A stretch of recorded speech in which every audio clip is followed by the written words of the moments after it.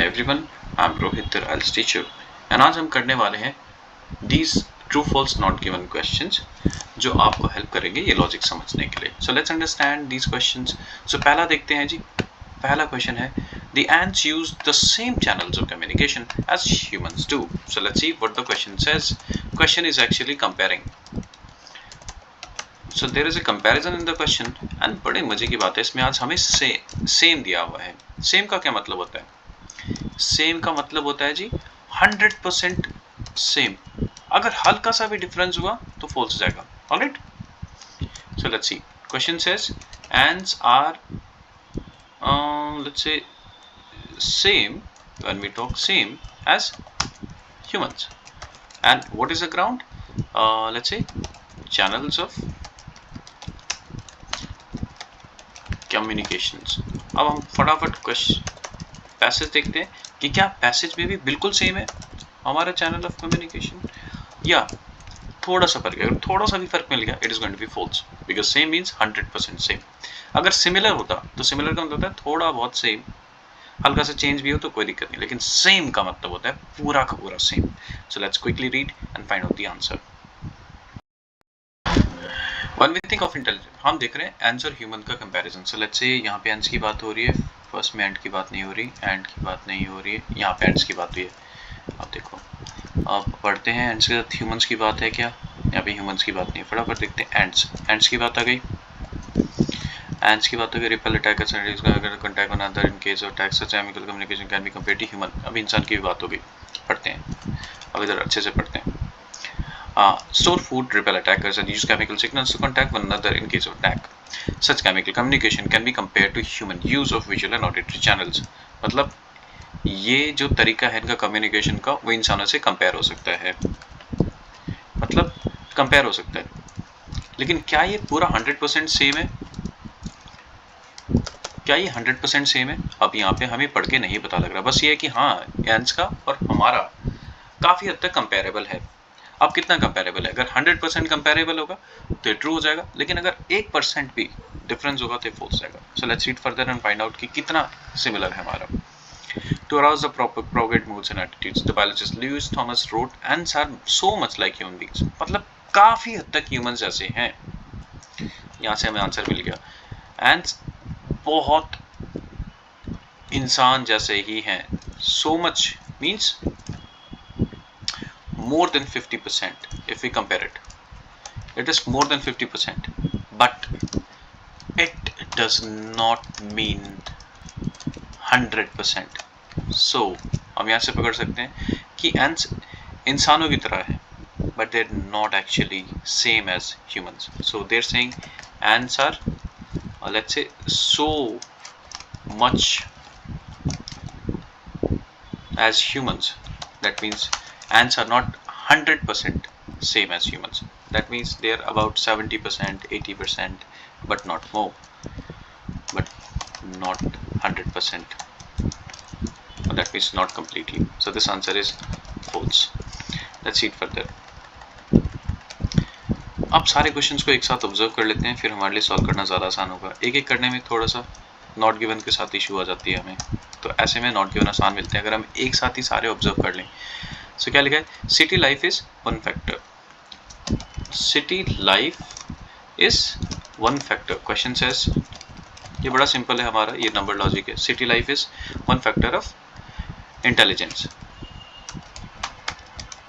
मतलब इससे इंटेलिजेंस आएगी. अगर सिटी लाइफ से इंटेलिजेंस नहीं आएगी तो फॉल्स जाएगा. लेट्स से हमारे क्या है, फिर से कंपैरिजन हो रहा है थर्ड क्वेश्चन में. सो देयर से कंपैरिजन कर रहे हैं जी एंट्स के बीच में और ह्यूमंस के बीच में, और ये बता रहे हैं कि जो एंट्स है वो काफ़ी ज़्यादा फास्ट है. एंड किस चीज़ में? In construction of big cities. बड़ी सिटीज़ को कंस्ट्रक्ट करने में एंट्स बहुत ज़्यादा फास्ट हैं इंसानों से. अगर वहाँ पे लिखा हो इंसान और एंट्स बराबर हैं स्पीड में तो ये फॉल्स हो जाएगा. अगर ह्यूमन ज़्यादा फास्ट है तो भी फॉल्स हो जाएगा. अगर बात ही नहीं होगी स्पीड की या कंस्ट्रक्शन की बिग सिटी की तो नॉट गिवन होगा. Let's see. Some ants can find their way by making calculations. So यहाँ पे लिखा है फाइंड वे अब यहाँ पे सीधा हमारा रीजन है, लेट्स से या रिजल्ट है या प्रिंसिपल है, तो यहाँ पे सीधा लिखा है फाइंड वे, किससे, डिस्टेंस एंड पोजीशन से पता लगा लेते हैं। एंड अगर हमें पता लगे कि डिस्टेंस एंड पोजीशन, सिर्फ डिस्टेंस से पता लगाते हैं, पोजीशन से नहीं पता लगा पाते हैं तो फॉल्स आएगा, अगर दोनों से पता लगा पाते हैं तो ये ट्रू हो जाएगा। Let's see next. In an experiment, foraging teams are able to use their senses of smell to find food. So let's say question says able to use sense of smell, तो यहाँ पे ये सीधा verb वाला है, तो अपनी sense of smell use कर पाते थे, ये है। अगर वो सेंस ऑफ स्मेल यूज नहीं कर पाते तो फॉल्स जाएगा। लेट्स सी इन दिस एसे, बड़ा सिंपल है, ये वर्ब के ऊपर है। यहाँ पे सीधा सीधा लिखा है कि भाई वो एक्सप्लोर करता है, एक्सप्लोर एंड कम्युनिकेशन, ये जो ऐसे है ये एंड कम्युनिकेशन को एक्सप्लोर करता है। That is all. Let's quickly solve all the questions. अच्छा, फर्स्ट हमने सॉल्व कर लिया। City life is one factor that encourages development intelligence. So हमें फटाफट सॉल्व करना है इसके बाद से कि सिटी लाइफ की बात कहाँ हो रही है।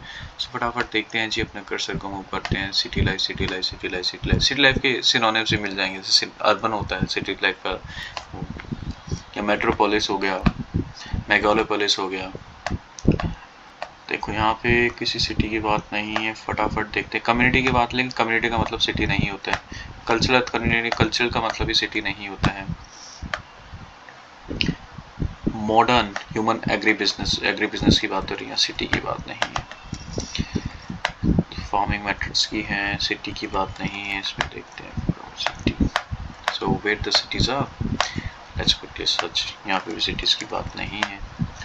City city city city city city city DNA की बात हो रही है, यहाँ सिटी की बात नहीं है। Next goes to urban lifestyle से, यहाँ पे अर्बन लाइफस्टाइल की बात हो रही है, दैट मीन्स सिटी लाइफ की बात हो रही है। सो urban lifestyle means city lifestyle. अब क्वेश्चन पढ़ते हैं जी अपना। Where prehistoric man had no exposure to urban lifestyles, the forcing house of intelligence। कहने का मतलब यहाँ पे डबल हाइफन यूज हुआ है। डबल हाइफन का I told you already the meaning is this. Double hyphen means अभी आइडिया पूरा नहीं हुआ है, दैट मीन्स ये दोनों सेंटेंसेस का एक ही मतलब है। अगर ये हाइफन से पहले, हाइफन से बाद वाला और इसके बाद वाला, तीनों का एक ही मतलब है। ये तीनों एक दूसरे को कंप्लीट करते हैं। तो पढ़ते हैं। Urban lifestyles, the forcing house of intelligence. The evidence suggests that ants have lived in urban settings for close to 100 million years, developing and maintaining urban cities and specialized chambers and tunnels। मतलब कहने का मतलब ants जो है वो काफ़ी हज़ारों सालों से cities के अंदर रह चुके हैं, urban setting के अंदर रह चुके हैं। And that is actually, ये cities में उनका रहना is actually the forcing house of their intelligence। So कहने का मतलब बड़ी सिंपल बात है, cities से intelligence create होती है। So passage says cities, sorry इसको उसी की लैंग्वेज में लिखें। अर्बन लाइफस्टाइल्स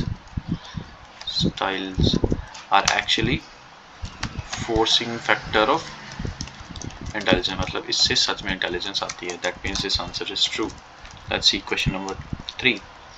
यहाँ बात करें ends can build large cities. अब लार्ज सिटीज की बात करते हैं। कहाँ पे लार्ज सिटी की बात है, और वहाँ पे बताया कि जो एंड्स है वो जल्दी कंस्ट्रक्ट कर सकती हैं। When we survey Mexico City and Los Angeles, we were amazed at how accomplished by humans. Yet, Hellbiller reveals magnificent work for ant lovers. The ants describe a super colony. अब super colony की बात हो रही है यहाँ पे। Let's see. Ant farmer का essence, this is the megalopolis. Megalopolis की बात हो रही है। Megalopolis is a synonym of big cities. अब अगर यहाँ पे भी cities की, big cities की बात हो रही है, तो ये भी इंसानों की big cities है। ये नीचे वाली जो इसका नाम दिया है फॉर्मिसा येसेनेसिस व्हाटएवर, ये एंड्स की मेगालोपोलिस है, और that is you can say big cities. अब देखो, अगर हम यहाँ पे देखें, इन्होंने ये नहीं बताया कि जो इंसान की जो सिटीज है उन्होंने कितने टाइम में बनाया। Achieved further. This megalopolis was reported to be composed of 360 million workers and a million queens living in 4,500 interconnected nets across a territory of 2.7 square kilometers। अब यहाँ पे ये बात हुई है कि हाँ बहुत बड़ा मेगालोपोलिस थी ये, लेकिन ये नहीं बताया कितने टाइम में बनी थी, और ये भी नहीं बताया वहाँ पे कि इंसान कितने टाइम में बनाते थे। तो यहाँ पे बात तो हुई है एंट्स और ह्यूमंस की, सिटीज़ की बात हुई है। लेकिन इन्होंने ये नहीं बताया, टाइम नहीं बताया, time in which they constructed these. तो ये नहीं बताया कि भाई कितने टाइम में इन्होंने कंस्ट्रक्ट किया। अगर देखो टाइम ही नहीं पता तो हम कैसे बताएंगे कौन फास्ट है कौन स्लो था। That means our answer is not given here. Let's see. Some ants can find their way by making calculation based on distance position. तो find distance कर पाती है डिस्टेंस की वजह से, डिस्टेंस और देयर पोजीशन की वजह से। फटाफट देखते हैं कि कैसे वो अपनी फाइंड करते हैं। अब यहाँ देखते हैं वो अपनी लोकेशन कैसे फाइंड करते हैं। यहाँ पे बात नहीं हो रही फाइंड लोकेशन की। फाइंड का सिनोनिम दिया है। Let's see. Desert ants return from a foraging trip. Foraging word भी दिया है, foraging ants ये मिल गया, foragers synonym मिल गया, find का मिल गया, navigate. So they navigate by integrating bearings and distances. तो ये क्या लिखा है, integrated bearings and distances. तो यहाँ पे distance की बात हो गई जी, which they continuously update in their heads. They combine the evidence of visual landmarks with a mental library of local directors. So यहाँ पे इन्होंने बात की है, अगर क्वेश्चन देखोगे पैसेज क्या कहता है कि they navigate way by distance, distance तो लिखा ही है और साथ में उन्होंने लिखा है विजुअल क्यूज, विजुअल क्यूज का भी दिया है। दैट मीन्स ऑब्वियसली आसपास देखेंगे वो विजुअली देखेंगे तो ऑब्वियसली अपनी पोजीशन का पता लगाएंगे। So that means this answer is true, synonymous language दी है। Let's see fifth, the foraging teams are able to use their sense of smell to find food. तो जो फॉरेजिंग टीम थी वो सेंस ऑफ स्मेल यूज कर पा रही थी। अब देखते हैं क्या सेंस ऑफ स्मेल वो यूज कर पाती थी कि नहीं कर पाती थी, बड़ी सिंपल चीज है। Let's C, a 12-year program of work, Rebecca and Reznor have found evidence that ants can transmit very complex messages. Scouts who had located food in a maze returned to mobilize their foraging teams, then engaged in contact sessions, at the end of which the scout was removed in order to observe what her team might do. Often the foragers proceeded to exact spot in the maze where the food had been. Elaborate precautions had been. Elaborate, यहाँ पे full stop होना चाहिए। Elaborate precautions were taken to prevent the foraging team using order cues. मतलब बहुत ज़्यादा actions लिए गए थे, precautions लिए गए थे कि वो smell से तो ना कर पाए। That means अगर हम passage को समझें, passage says कि order cues को block कर दिया गया था। That means sense को use नहीं कर पाते। Indirectly that is the meaning. तो ये information हमारी false जाएगी। They were not able to use smell. Because उन्होंने ब्लॉक कर दिए थे ऑर्डर क्यूज, तो कैसे पता लगा सकते हैं। लेट्स सी, दे ऐसे in company of ants explores hand communication. तो हमें देखना है ये बुक जो है किस बारे में। Let's see, in the company of ants, let's see, it's no surprise that Edward Wilson in his essay in the company of ants advises readers who ask what to do with the ants in their kitchen to where to step, be careful of little lives. So यहाँ पे बात हो रही है जी question की, तो ये guide कर रहे हैं। तो यहाँ पे क्या लिखा है, एक्सप्लोर एंड कम्युनिकेशन। तो ये पूछ रहे हैं कि यार बुक किस बारे में। अब देखो पैसेज में क्या दिया है कि जो रीडर है, जो राइटर है, वो एडवाइस दे रहा है। अब ये नहीं बताया बुक किसके बारे में। So exploring and advice are not synonyms. That means they are not talking about what actually book contains. They are just saying in that the writer is advising. They are not saying what the book is actually about. So that means this answer is not given. So I hope you have understood today's reading. इसके जो synonyms हैं those are going to come in the comment section. Thank you everyone.